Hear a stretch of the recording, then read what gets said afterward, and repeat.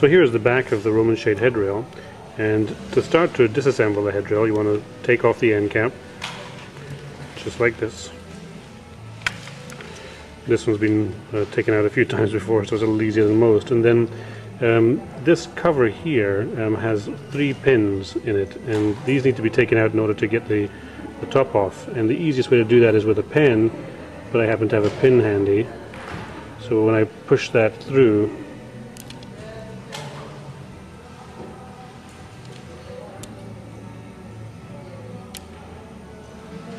you can see that the first one comes out, and then the second one, just like that, and the third one, just like that. So now I have all 3 of these, we call them end cap buttons, and then I can take this end cap off. And one of the important things you'll see is that these cords all come through their own windows. I like to think of them as individual windows, where there's a window there, a window here, a total of 6 windows in that end cap, and I want all the cord paths to have separate windows to come through, so there's no tangling when the cords come out of the end cap. And it's also very important, once the end cap is assembled, that the release cord, which is this one here with the loops on it, is positioned here, and the lift cord always goes over this little steel sleeve. Looks like that.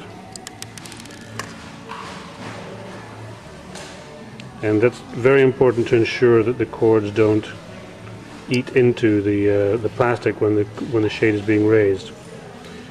So that's what it should look like when the cords are coming out of the headrail and before you reassemble them. So in this case, I'm going to take the end of the last tassel that's on this this connection, for the purposes of showing how we're going to re-cord this. I'm just going to cut that off and leave the 2 ends that would have been there, and then I'm going to pull the end cap off of here. Simply take these lift cords out of here, pull them through this loop cord. You'll see that there's little loops that are on this cord that are designed for safety purposes, so that there's not a freestanding loop for children to get their hands into. And then I can take these cords out of here, the lift cords.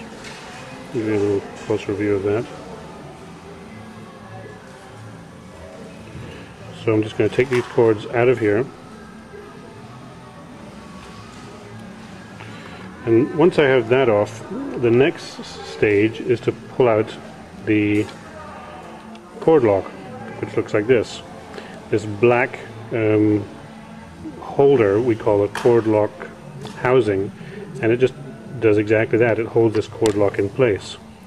Now I can continue to, if I pull on the release tassel, opening up that pin, that allows these cords to pass right through. Anytime I let go, I can't pull on this cord. So if I keep tension on this, I can pull these cords all the way through this cord lock.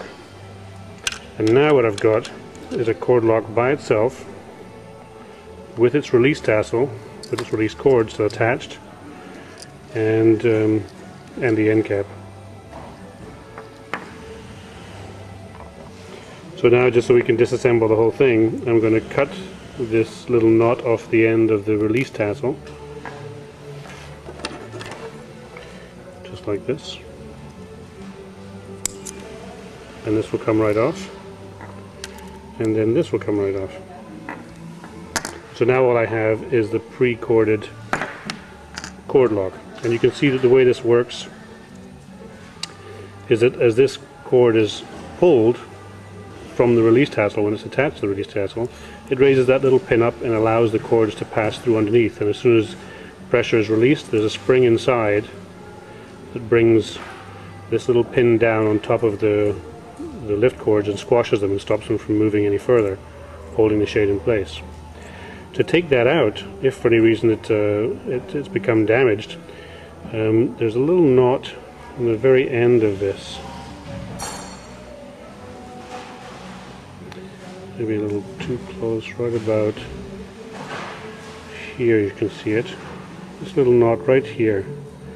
And if I take that out of the end, that's the only thing holding that whole thing in place. So now I can pull the whole loop cord right back through the cord lock. Now there's no cords attached to it whatsoever.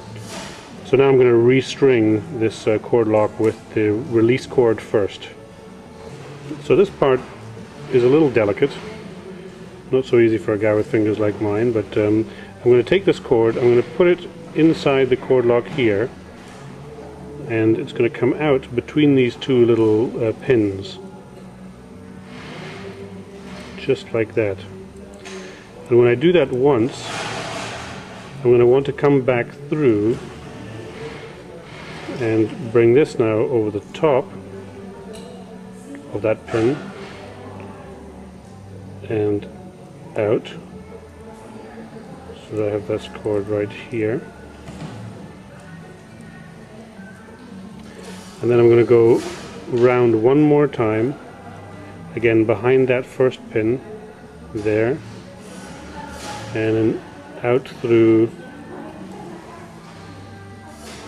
the front of the two pins in the front of the cord lock, just like that. So now what I've done is I've really just created a pulley around the two pins, and as I keep pulling this down, I'm going to eventually get to the knot that I have in the end of this cord already.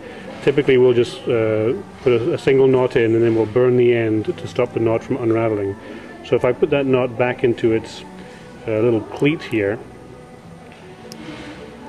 and then as I pull that through, the knot will seat itself in there, and now the pulley is working as it was before. So really this release cord is wrapping around one of the pins, two of the pins inside, and causing the body of the part to move. It's now ready to have the lift cords put back through.